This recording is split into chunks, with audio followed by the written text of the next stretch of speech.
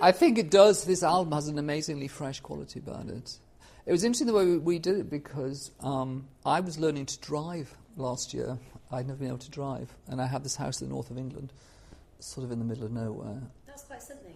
Yeah, anyway, I decided I was going to learn to drive. So I would be having a driving lesson, and Chris would be in the studio.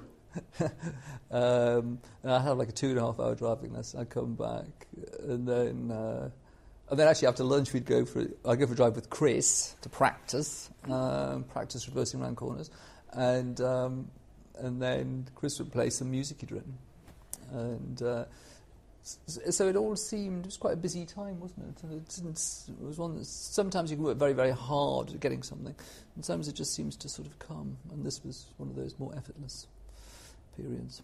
And in past albums, there seemed to be a certain amount of social commentary. Is that the same with this album, or have you done less of that? It's less so this album. It's not like one theme running through. Although you can notice afterwards, actually, like the first single Love, etc. Don't have to be beautiful, but it helps. It's sort of commenting on celebrity culture and shopping and all. This sort of world of celebrity and shopping that we live in. And I noticed there's actually 2 or 3 others sort of commenting on that. So I think Pet Shop Boys songs are always part of the time that we live in. In terms of writing lyrics, I always write about what's happening around me, or in my own life and friends' lives, in the world at large, in politics. But there's not like aggressively political songs in this album. So will you be penning some things at the moment, and will we see MP's expenses in your next album?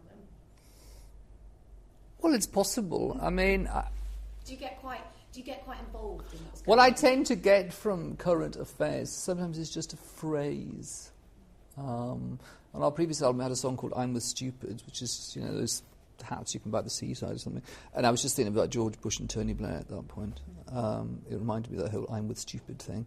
So I don't know. Sometimes you might hear a phrase about MPs' expenses on the television or the radio or the newspaper, and I might write it down.